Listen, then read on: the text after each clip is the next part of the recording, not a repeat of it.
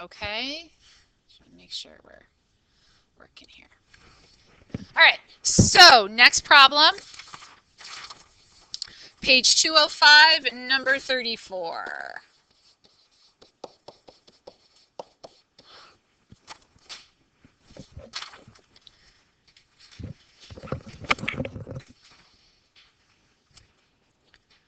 If somebody would read it for us, please.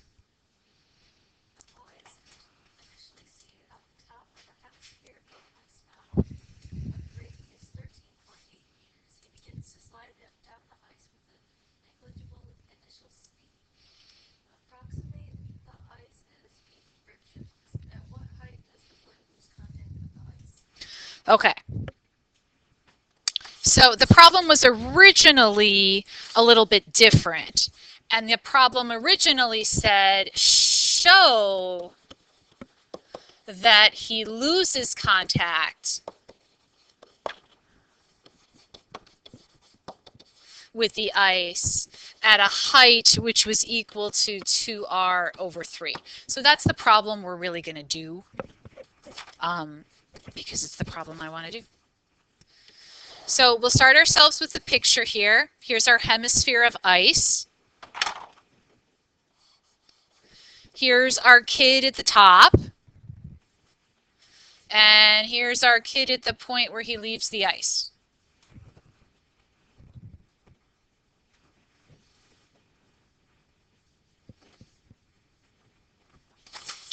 So what do you think we should do?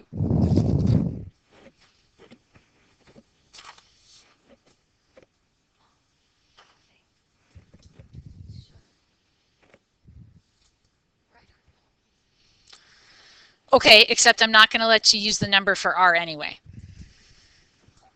We're just going to keep it as an algebraic capital R, which is going to be the radius of the hemispherical ice mound. So what else do you think we should maybe do? Writing your notes was a very good guess, a very good thing to do, but we don't really have a lot of those here. What? Okay, so what are we supposed to find?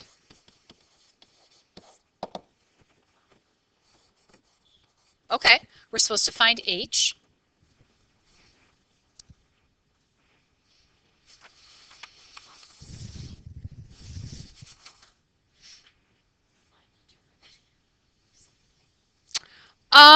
We're not really trying to maximize or minimize, but that's a good guess too, finding the derivative.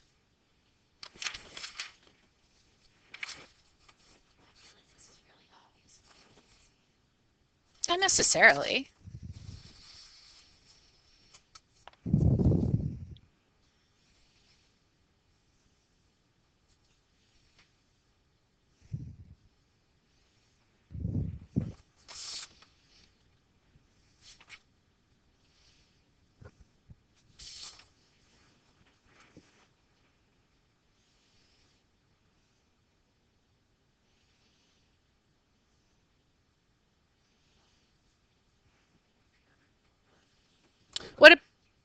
What about the mechanical energy, Gianni? Okay. So the total mechanical energy is going to be the same between those 2 points. The ice is frictionless, so we don't have to worry about friction. Is friction a conservative or non-conservative force? Non-conservative, but we don't have to worry about it. What's the force here that's responsible for the transfer of energy? What? I just didn't hear what you said. Say it again, Sari. Gravitational force, and that's a conservative force. Okay? I don't really need to understand the curve of that path because I only need to compare the mechanical energy at position 1 and position 2. If we're going to talk about mechanical energy, then I need to have a point where that gravitational potential energy is equal to 0, a place where y is equal to 0. Where should we put that? I would actually say to put it at the bottom, because what we want to find is this height. And we could put it at position 2, but then the height that we find is going to be weird. I think this will just make it be a little more straightforward. And then that means that UG is going to be equal to 0 at that point too.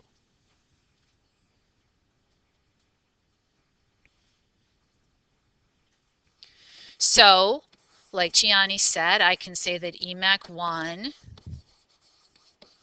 has to be equal to Emac 2.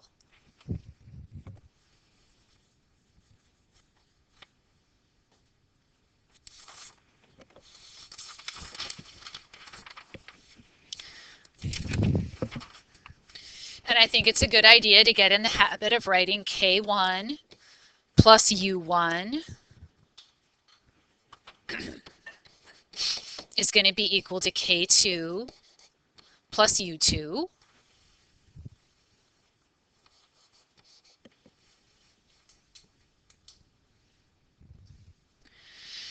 And just like we used to ask ourselves back in chapter 2, is there anything we can get rid of? What, Sari? Why can we get rid of K1?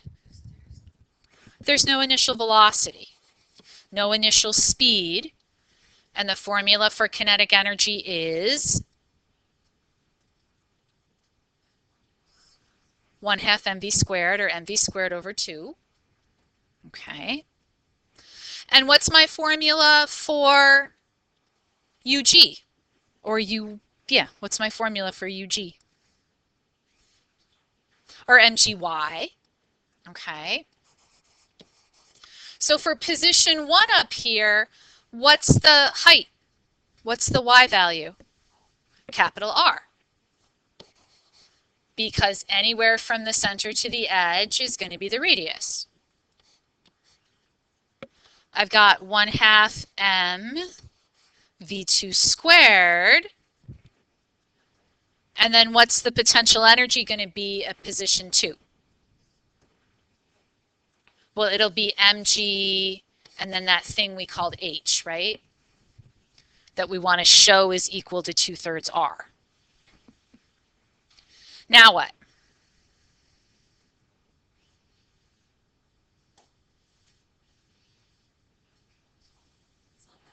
Okay, I can cancel the m's. So I've got gr, know both of those, 1/2 v2 squared plus gh. But what's the problem? I have two unknowns. And what are those two unknowns? H and V2. So I'm going to need to take a side trip here and find V2.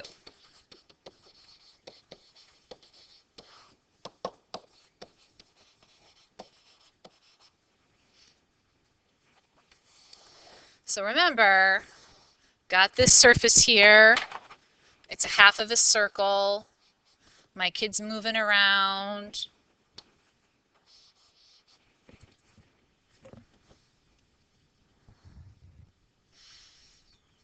What happens to things that move around circles? Centripetal acceleration. Okay, so at any point, I can talk about uniform circular motion. Even though his velocity isn't going to be a constant, I can apply that principle to any point that I want, perhaps at point 2. So if I'm going to use uniform circular motion, what am I going to need to do?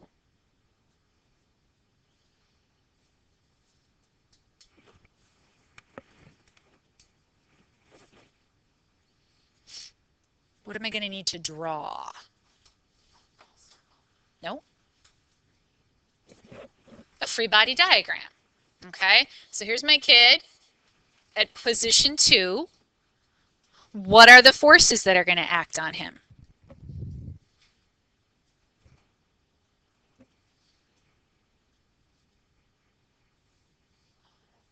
There's always a gravitational force. What else?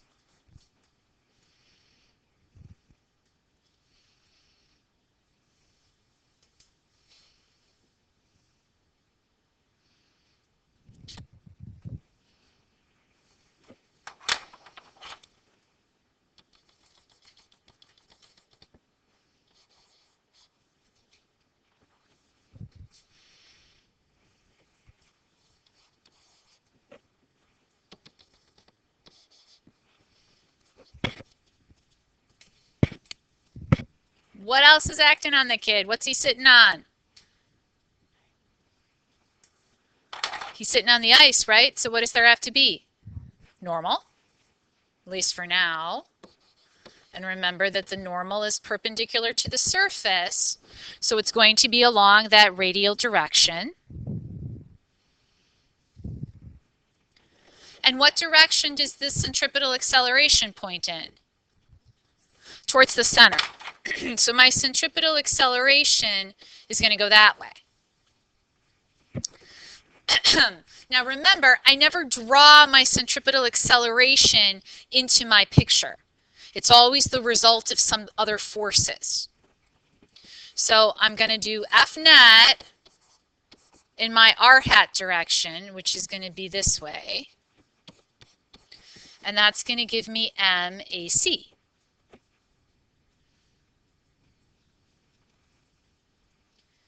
So what are my forces going to be along the radial direction?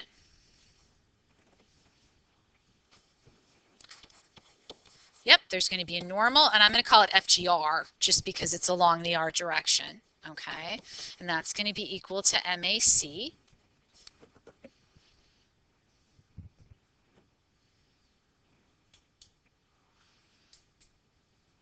So let's draw in our components here.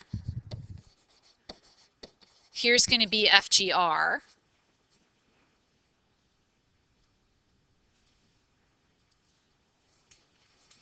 And what's that angle up there going to be? Well,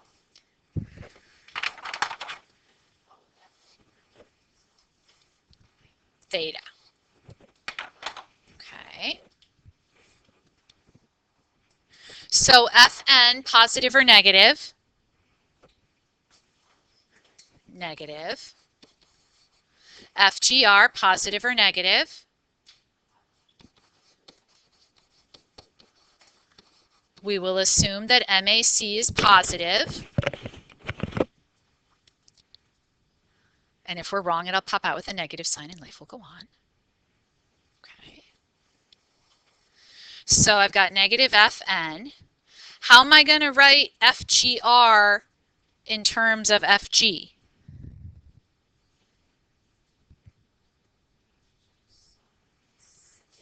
Okay, so FG sine theta, MAC.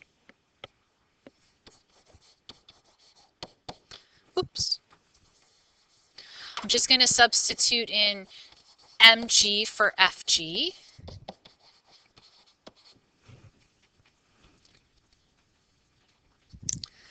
Now, we're looking for the point, because what's the problem up here?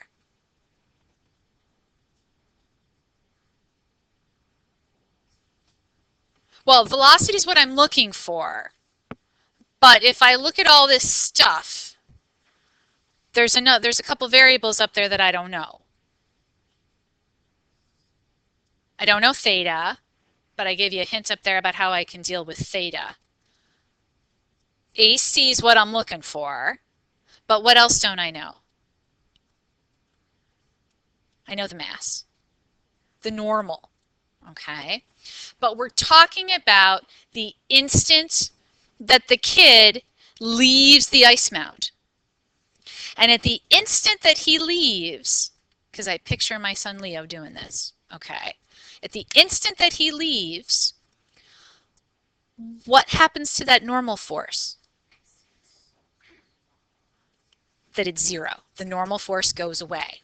So because we're talking about the instant where the kid leaves the ice mound, that normal force goes away, which makes my life a whole lot easier. Okay. So my m's are going to cancel too.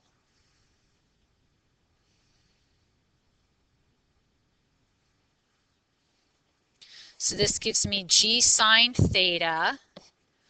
And what's the formula for AC? So it's going to be V2 squared over R. And now my only problem is sine theta.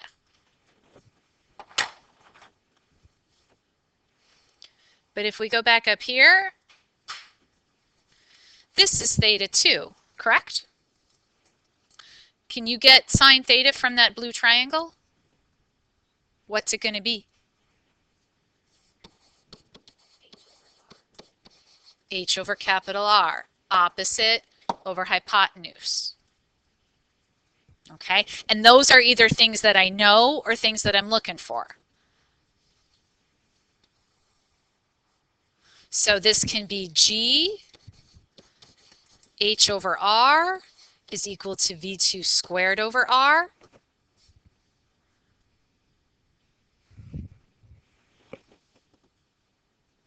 Or I can cancel those R's and I've got GH is equal to V2 squared, which is pretty cool because V2 squared is really what I'm looking for, right?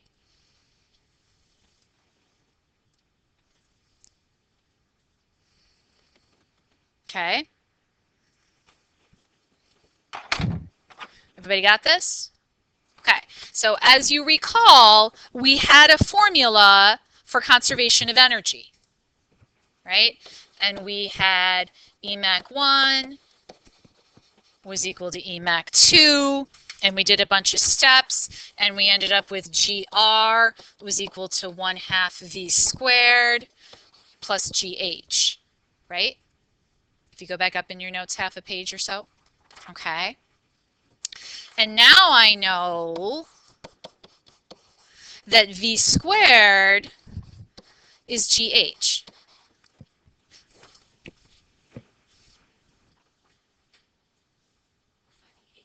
Yep, I'm looking for H. So now what do? I get rid of all my G's. What do I get on this side?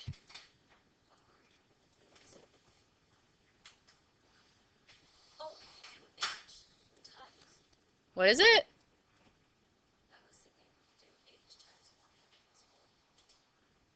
Can we just add them together? Okay, 3/2 H, which means that H is equal to 2/3 R, which is what you were supposed to show it as being equal to. Okay. All right. Then tomorrow we're going to do reading potential energy curves. So I believe there's a section for you to read on the portal. Please make sure that you do that. And then we're just going to keep on keeping on. And remember that wait. Listen, everybody. So the quest test, whatever it is that is on Thursday, goes through what we did today. So it goes through conservation of mechanical energy. What we do Tuesday and Wednesday, which will be reading the potential energy curves and maybe something else, will not be on Thursday's quest. There will be a separate assessment of that later, after vacation. Okay? If you need extra time to do your homework because you want to redo it based on what we did today in class, not a problem. Okay? Sure.